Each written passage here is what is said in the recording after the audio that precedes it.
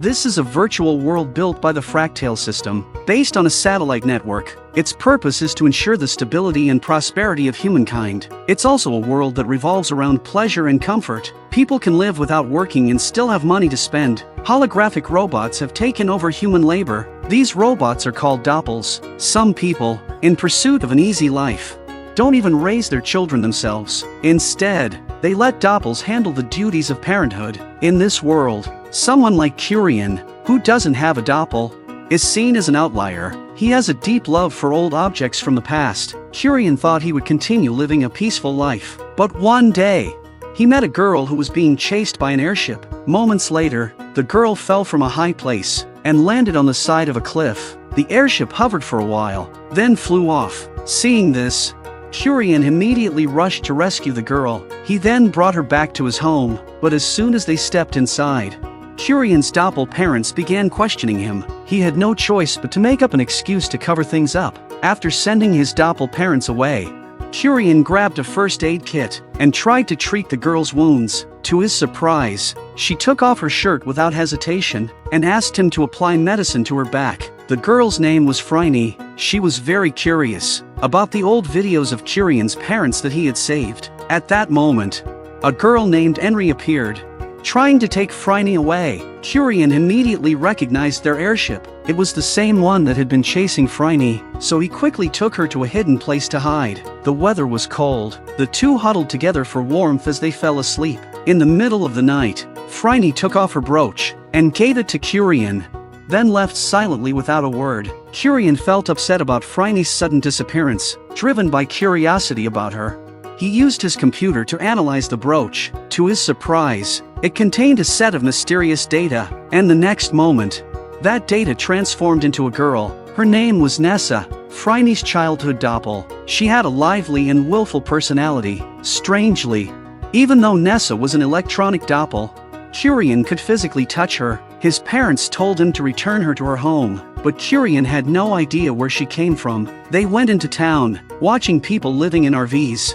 Nessa realized that for convenience, modern people no longer live in houses. Out of curiosity, she kept asking people about their lives, but since she was made of electronic data, her presence caused the RV systems to malfunction, creating chaos everywhere she went. Kurian asked her where her home really was, but Nessa told him, "Wherever I am, that's my home." Seeing Nessa's genuine smile, Kurian suddenly felt scared. After the thought crossed his mind, he found himself unable to touch Nessa anymore. Not wanting to trouble him, Nessa suggested he take her to the police. When he returned home, Kurian's parents came to check on him, saying all sorts of caring things, but Kurian had heard those words too many times. He was afraid of being alone. He wanted his parents to live with him, but they said they didn't want to lose their freedom. Disheartened, Kurian ran out of the house. It was only then he realized, even though Nessa was a bit willful, she was more sincere than anyone else. Nessa sensed Kurian's feelings and reappeared before him. Nessa ran back to him without holding a grudge. At that moment, her smile made Kurian feel truly warm. He finally understood why he had feared Nessa's genuine smile that morning. It was because in this world, everyone else was selfish, but in the next moment, they both fell into a trap. The two of them were kidnapped and taken to a village. This place preserved the architecture of the old world. People farmed the land themselves, living a fully self-sufficient life. Henry's older brother, Sunda, warmly greeted them both, but he couldn't touch Nessa at all. It turned out the people here refused to rely on electronic systems. They actively resisted the Fractale System and had removed the chips from their bodies. They formed a large resistance group called the Lost Millennium, and Sunda was the leader of one of its factions. Sunda told Kurian that the Fractale System was starting to collapse. The temple had been constantly rebooting and repairing the deteriorating system. That's why Sunda and his group wanted to capture Fractale and Nessa, because Fractale and Nessa were the keys to the Fractale System. Sunda's words left Kurian completely confused. He couldn't understand why they were so opposed to the Fractale world. Kurian saw with his own eyes that the villagers would rather suffer from illness than rely on the electronic system. He couldn't understand their definition of freedom, but when he finally tasted food made by hand from fresh ingredients, he realized what true freedom was. Because up until now, all he had ever eaten were tasteless energy drinks. Soon, The day of the Star Festival arrived. It was a grand event where everyone prayed to the stars. In the Fractale world, everyone would pray devoutly. After receiving intel, Sunda led a team to ambush the area. The ceremony soon began. Priestesses from the temple led the prayers. The crowd lifted their heads to the stars above. Their expressions gradually turned blank. It turned out the so-called festival was nothing but another mass brainwashing ritual, meant to erase doubts people had about the Fractale system. To stop the ritual, Sunda and his people launched an attack. A fierce gunfight broke out between the two sides.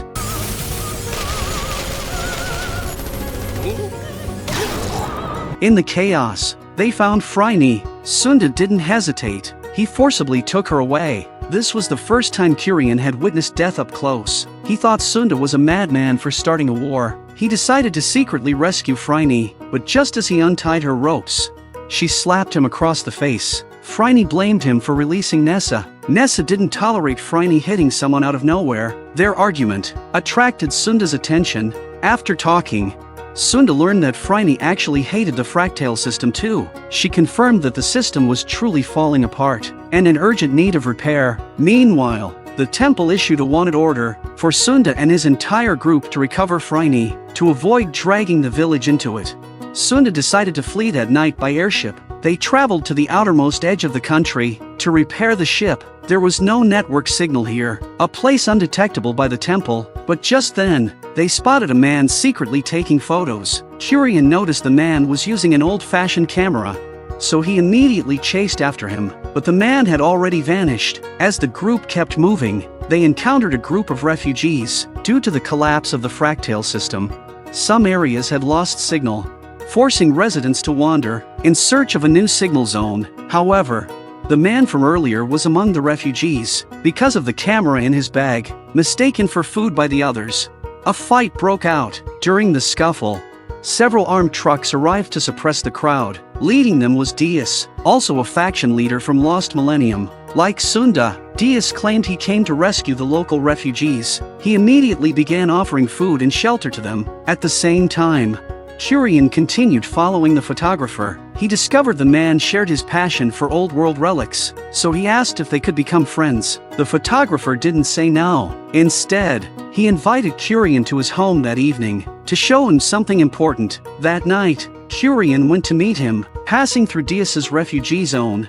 He noticed Dias was giving the refugees vaccine injections to prevent disease. Kurian couldn't help but admire him as a good person, but Fractale didn't agree with that view. They even argued over it. The photographer took them up to the iron tower beside his home. Then he activated a device. The next moment, the town's signal came back. The town returned to its original beauty, but this triggered a panic among the refugees. It turned out that those who had received Dias's vaccines couldn't sense the signal. Only then did they realize Dias's injections had forcibly damaged the chips in their bodies. It turned out Dias had been using this method to force people from the Fractale world to join his cause. Kurian was furious about this. He decided to leave this place. Just as Kurian was about to leave, the photographer gave him the antique camera. The next day, Kurian left with Nessa, piloting the airship, but Nessa had caught a virus, causing the ship's engine to malfunction and crash. When Kurian woke up again, he found himself lying on a luxurious bed. A woman named Megan was welcoming him, though her way of welcoming made Kurian blush. Afterward, Megan introduced him to the city called Perfecta. People here lived lives of extravagant luxury, using expensive humanoid electronic doppels, but Kurian was anxious to find Nessa. Megan told him that Nessa had already been rescued by her friend, Colin, with Megan leading the way. He found Nessa, but things weren't as simple as they seemed. Megan and Colin immediately recognized Kurian as a wanted fugitive. To claim the bounty, they secretly contacted the temple. However, Kurian quickly realized something was off with Megan. He quietly picked up Nessa, trying to escape, but Megan released poison to harm Kurian. As Kurian writhed in pain, an enraged Nessa unleashed her full power, destroying the entire Perfecta city.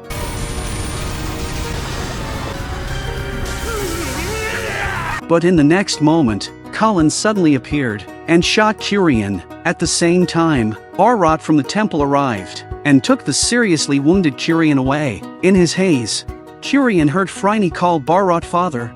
What he didn't know was, to ensure he received treatment, Phryne had to cooperate with Bharat and undergo some tests she didn't want to. Soon, Curian recovered from his injuries. The girl assigned to guard him looked exactly like Nessa. When Curian asked to see Phryne, the girl took him to a room filled with clones, all clones of Phryne. Meanwhile, Nessa secretly rescued Phryne. The two then found Curian, but during their escape, they accidentally entered another room, where they saw countless defective Phryne clones being destroyed. Nessa was heartbroken over the clones' fate. Just then, the Lost Millennium launched an assault. At Sunda's request, Dias agreed to help with the rescue. However, Dias recklessly opened fire, causing a massive explosion. Thankfully, Curian had already led everyone into a safety pod before the blast. As the Fractale System continued to collapse, more and more areas lost signal. Phryne became increasingly worried, because she and Nessa, one being the body, the other the soul, could merge to become the key and repair the Fractale System. But if they did merge, they might disappear together. The next day, at Dias's suggestion, the Lost Millennium decided to launch a full assault on the temple. Curian volunteered to fight, but Sunda asked him to stay behind to protect Phryne and Nessa. Before departing, everyone aboard the ship took a precious group photo. Though the future was full of uncertainty, Sunda and his comrades looked ahead with unwavering resolve, fighting for freedom. Meanwhile, Curian, Phryne, and Nessa went to a safe house and enjoyed a peaceful, happy time together. But that night, Phryne quietly slipped away. She decided to go to the temple to negotiate peace. When Curian woke and found her gone, he was furious. Under Nessa's pressing, Curian finally admitted his feelings for Phryne, so he immediately headed to the battlefield to find her.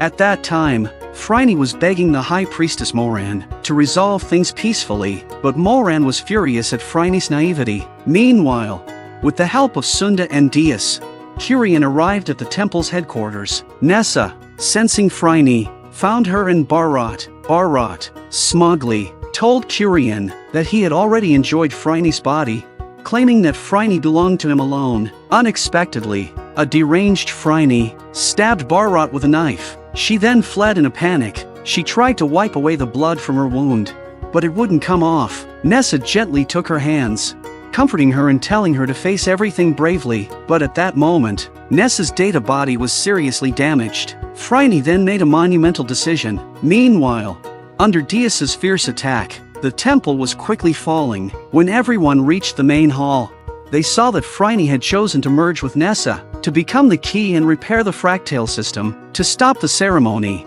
Dias rushed forward, grabbed Moran, and detonated the bomb strapped to his body. Sunda was also shot. Gravely wounded, Sunda chose to cover their escape, allowing them to follow their hearts and make the final choice. At this point, Curian no longer cared if the people of this world were free or not. He only knew that if he lost Phryne and Nessa, he would be devastated. Hearing Curian's confession, Phryne and Nessa went to the center of the world. They sang a song, praying that Curian would find happiness. Then they merged into one, and completed the reboot of the Fractale System. 1 year later, Enri had become the head of a Lost Millennium branch. She believed the Lost Millennium wasn't founded to destroy the Fractale System, but to pass on the spirit of freedom to future generations. Curian had also learned to cook, and carefully cared for the sleeping Phryne and Nessa, who had been unconscious for an entire year after the merge. One day, she finally woke up, but Curian immediately recognized the cheerful and lively one was Nessa. As Curian felt both happy and sad at the same time, she suddenly spoke with Phryne's voice and confessed her love to him. After all their hardships, they could finally be together forever.